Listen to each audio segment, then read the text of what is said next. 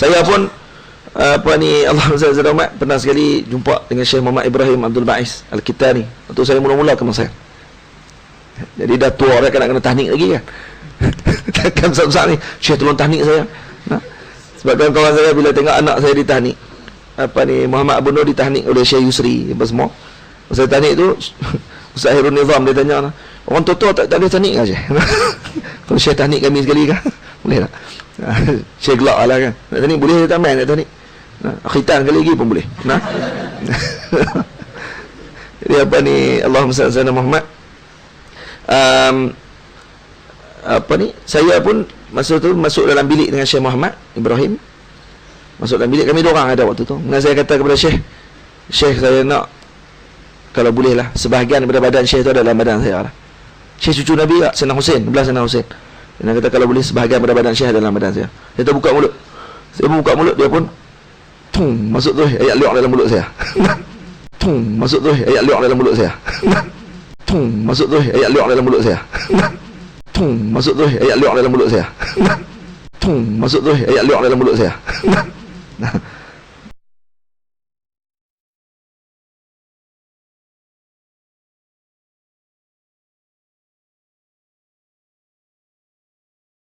Jadi, alhamdulillah, tu yang dia hebat macam mana kan? Lawak ya. Tapi waktu masa mula-mula saya pergi ke Mesir, saya minta kepada Syekh Muhammad, saya kata Syekh, saya nak badan, sebahagian daripada badan Syekh dalam badan saya. Maka dia suruh buka mulut dia, kemudian dia masukkan air dalam mulut dia. Kemudian dia masukkan air dalam mulut dia. Kemudian dia masukkan air dalam mulut dia. Kemudian dia masukkan air dalam mulut dia. Nah. Baik.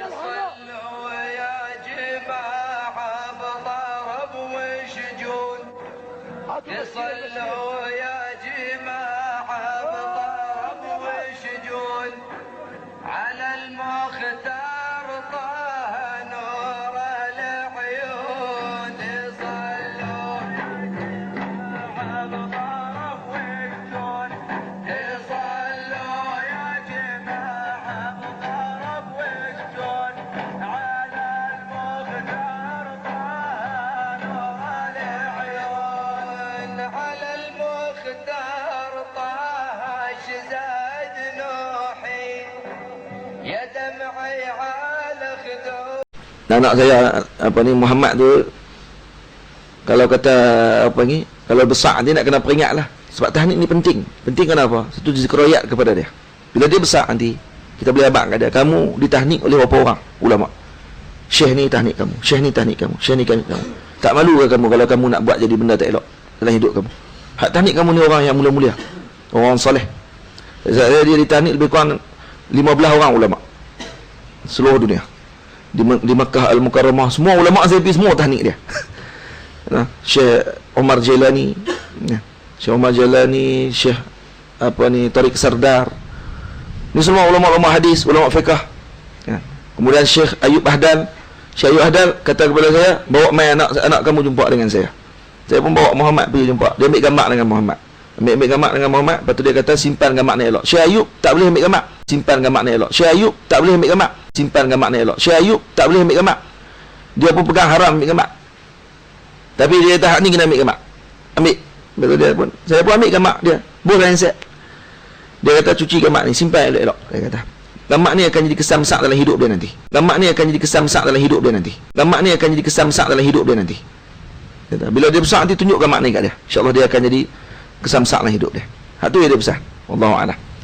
Syekh Nabil Ghamri, anak murid Syekh Muhammad Alawi Maliki, 25 tahun tidak pernah tinggal sembahyang subuh dengan Syekh Muhammad Alawi Al-Maliki. Sampai Syekh Muhammad Alawi kata, kalau kamu nak jadi anak murid aku, jadi macam Nabil tak apa. Syekh Nabil Ghamri nak alim sungguh. Pengarang pensyarah kepada kitab Sunan Darimi. Teringin juga saya nak bawa dia mai ke Malaysia ni. Tapi dia garang, takut aku. Dia macam Syekh Muhammad Alawi. Garang sungguh. Kalau duduk dalam kelas tu dia tak boleh duduk bersilah. Dia duduk atas kerusi. Kaki dia ada sila panggung atas kerusi tu. Anak-anak murid, nah, kalau duduk sembang-sembang ni dia minum kopi Arab tu. Syai apa ni, kahwah Yaman tu. Kan, dia minum tak tangan ni. Dia habis minum tu, dia tak perlu minta, dia letak Dia sambil duduk sembang kita, anak murid mai terus celapak. Mai tuang. Murid mai terus celapak. Mai tuang. Murid mai terus celapak. Mai tuang. Dia minta terus jekah mampu. Garang dia macam Syekh Muhammad. Tengok balik. Dia kata, dia tengok gambar Muhammad. Tengok dia tanya, anak kamu kah? Ya, anak dia. Bawa main mengaji dengan saya lah, kata. Dia kata, hantar main mengaji dengan saya. Saya sampai lah duk teringat. Dia ni nak kena hantar pergi ke Mekah. Duduk dengan Syekh Nabil Ghamri. Syekh Nabil Ghamri ni hafal Quran, tahfiz, sekali dengan qiraat 10, qiraat 10. Kemudian baca hadis, hafal hadis Nabi SAW. Kemudian fiqh Syafi'i. Dia mazhab Syafi'i. Selalu musafir dengan Syekh Muhammad Alawi Maliki.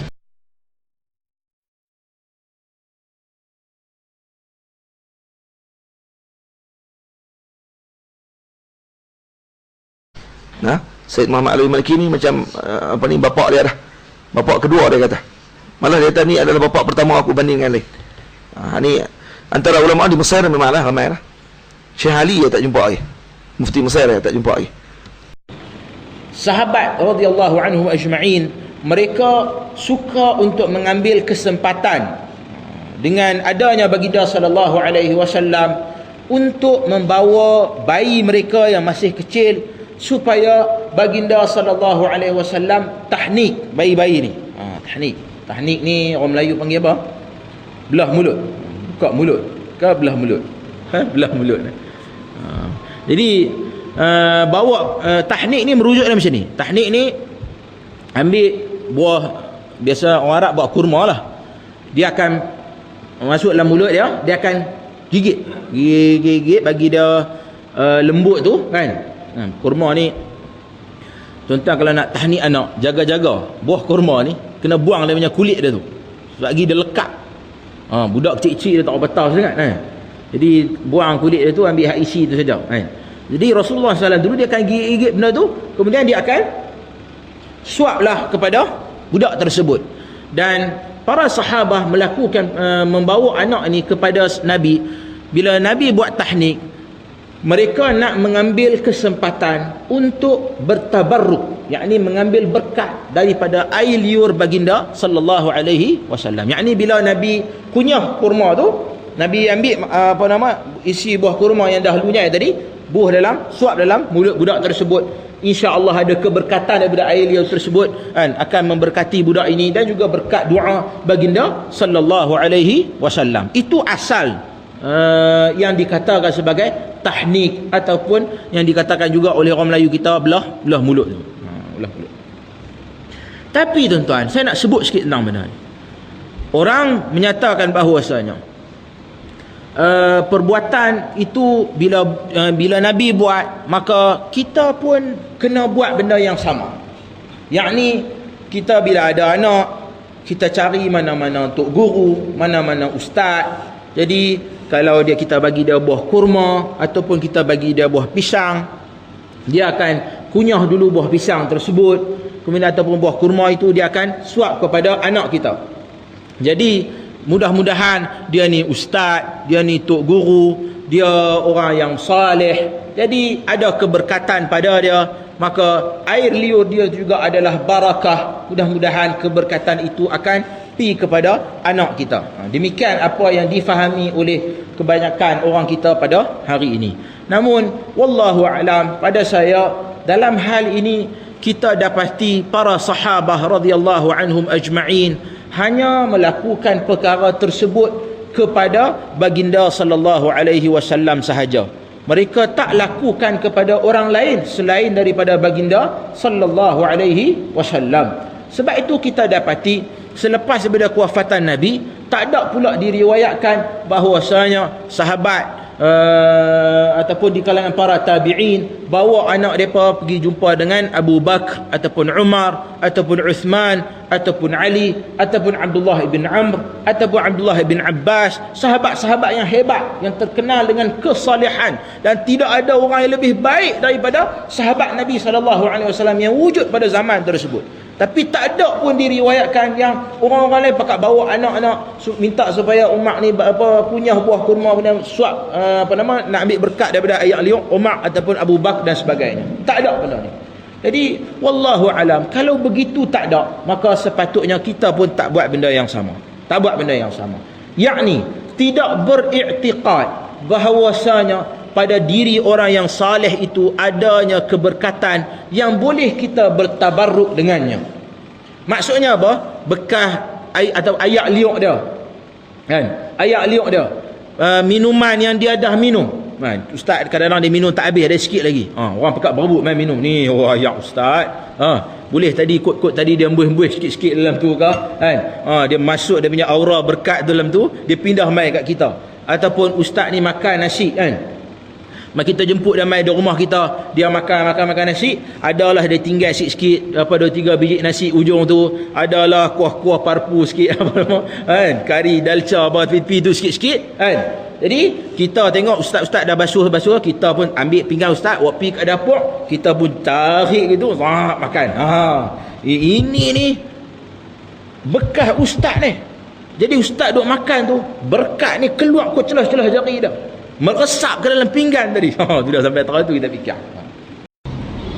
Rupanya yang kata tahnik ni beranak-beranak buat terus. Itu tahnik. Kita tahnik bila? Lepas 2 bulan 3 hari. Yang tu bukan tahnik anak, mau tahnik bapak tu. Tahnik bapak jangan bagi buah kurma, ambil rokok jolok masuk dalam mulut dia. Itu cara tahnik bapak. Tapi tak apalah, at least dia nak buat juga. Alhamdulillah. Ramai di kalangan sahabat bila dapat anak, dia bawa pergi ke Nabi, seperti mana hadis Bukhari yang kita baca. Nabi nanti kata apa kepada sahabat bila mereka bawa main anak-anak kecil ni semua? Nabi akan tanya kepada mereka semua ni, Nabi kata, ama'ahu syai', ni hang bawa budak ni ada apa-apa tak? Mereka akan kata wa ba'atha ma'ahu bitamrat. Mereka pun bawa bersama budak tu beberapa biji buah kurma. Kan Nabi akan kunyah-kunyah buah kurma tu sampai lembut, Nabi bubuh dalam mulut budak tu, tahnik. Pasal apa? Sahabat nak mengambil berkat mulut Nabi ni, masuk dalam perut budak tu. Kalau orang buat tahnik dengan tujuan nak ambil berkat mulut Nabi, maka betul lah memang apa saja dalam mulut Nabi ni berkat. Quran kata apa? Wa ma yantiqu 'anil hawa in huwa illa wahyun yuha. Bersih mulut Nabi. Dia tak cakap dengan hawa nafsu, mulut dia bersih. Bohong tak ada. Cakap ke bagi zalim orang, bagi terentak hati orang, semua tak ada. Dia bercakap, dia bimbing orang kepada Allah. Jadi mulut Nabi ni memang ada berkat. Jadi kalau sahabat buat tahnik kerana nak cari berkat mulut Nabi, betul. Tetapi selepas daripada Nabi wafat, sahabat tidak buat tahnik di kalangan sahabat. Sahabat tak bawa anak dah jumpa Abu Bakar, tak bawa anak dah jumpa Umar. Pasal apa? Pasal dia tahu berkat itu ada kat Nabi. Kalau kita belah mulut dalam tahnik ni kerana nak orangnya belah mulut itu kunyah kurma, lepas tu dia bubuh dalam mulut anak kita supaya berkat kawan tu tumpang masuk dalam berkat anak kita, tak betul Pasal apa? Lain daripada Nabi, dah orang lain dah. Kita dengan petai pun jolok, derian holor pun kita jolok, bubur kacang pun kita bagi, semua kita bubuh. Jadi mulut kita ni tak ada berkat. Tetapi hidup kita boleh ada berkat kalau kita mukmin kepada Allah. Tetapi kalau kita buat tahnik, kita tak ingat berkat. Kita cuma ingat buah kurma tu ada kelebihan, dan biarlah buah kurma tu buah yang mula jatuh dalam perut anak kita, yang tu dipersilakan. Yang tu memang ada, buah kurma ni ada khasiat. Dan tempat buah kurma jangan pergi tukar dengan buah lain lah. Ambil buah apple pergi blend berum. Dia kata apple blend dengan betik bagus, campur betik pula. Dia ni pula abang, kalau tambah buah mamplam lagi sikit bagus. Dia ni bubuh 3 biji buah pula. Dia ni pula kata kalau campur dengan susu lagi Last sekali budak tu 3 bulan yang duduk Riyadh. Tak boleh. Kalau buah kurma, tak ada buah kurma, tak ada tahnik. Tu sahabat tahnik. Ni pergi ambil benda manis lain, pergi belah mulut. Hak lagi rapelah jingga, dia pergi ambil cincin mah. Cincin mah, dia mau cincin mah betul. Zulian semua tak mau.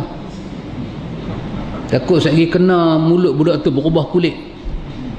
Ambil cincin mah betul, rendam dalam air zam-zam, bismillahirrahmanirrahim, belah mulut budak tu. Yang ni lagi ghaflah. Yang Nabi pun tak tahu, sahabat pun tak tahu, mazhab Syafi'i pun tak tahu, dia buat. Lepas tu dia pergi gantung tengah belakang mazhab Syafi'i. Kita ni mazhab Syafi'i, belah mulut dengan mah. Kalau budak tu tertelan lah mah tu, I see you in court. Tak ada, ini semua tak ada. Buah kurma jangan tukar dengan cincin mah, jangan tukar dengan apa. Ada setengah orang dah tak ada apa, dia saja-saja lalu tangan dia macam tu. Dia kata bismillah, aku tahnik hang. Tak ada. Nak buat lagu tu, kuku mau gunting bang pendek-pendek, habuk-habuk tu mau tarik bang. Tak mau, ni semua tak mau. Jangan duk merepek. Tahnik, kalau Nabi dia ada berkat. Perpindahan mulut Nabi ke mulut budak memang ada berkat. Tengok budak ni, yang kata Abdullah ni besar-besar menguasai Al-Quran. Sangat dahsyat mukjizat mulut Nabi. Bukan kata ayat liwah Nabi, ikhwan. Ni bahasa kita duk mengaji hadis Nabi ni. Apa yang tak betul? Nabi cerita pasal tanda-tanda kecil akhir zaman, kita boleh tengok. Nabi cerita tanda-tanda besar akhir zaman, kita boleh tengok. Nabi cerita tu, Nabi cerita ni, semua biji mata kita boleh tengok. Semua biji mata kita boleh tengok. Tang mana yang cakap Nabi ni tak ada berkat? Tak ada, semuanya berkat. Maka berkat sudah habis. Dengan Nabi wafat, sudah habis. Sahabat sama sahabat tak menumpang berkat dalam bentuk macam ni semua, tapi mereka menumpang doa. Musim kemarau di Madinah, hujan tak turun, Umar Al-Khattab dalam hadis Bukhari jumpa pak menakan Nabi Al-Abbas, minta dia baca doa. Umar tak bawa ayak semangkuk, Abbas hang celup belakang hang dalam ayak ni, aku nak renjih baling ke awal. Kod ayak ni naik ke atas, dia tarik ayak-ayak lain semua turun. Umar tak buat begitu. Umar kata, Abbas, doalah supaya Madinah ni hujan. Cakap tu je. Dia tak tumpang apa. Kod pergi ambil jubah Abbas ke, rendam ke. Tak ada. Ni semua kerja tak ada. Nabi wafat, benda ni semua habis. Tak ada apa-apa dah. Ulama-ulama pun tidak ada berkat dah macam tu. Kadang-kadang orang mengaji, ustaz tu minum ayak tinggal sikit, dia punya rutuk lah Pak Amir. Duduk depan tu dia nak dia tak tahu ustaz tu ada flu. Dia tak tahu ustaz tu baru keluar hospital, masuk ward khas TB ustaz tu kena, dia berebut. Dia kata tak apa, TB ustaz berkat. Mampu terus. Dia punya timpa macam tu lah. Pasal apa? Orang putih kata misunderstood. Dia salah faham.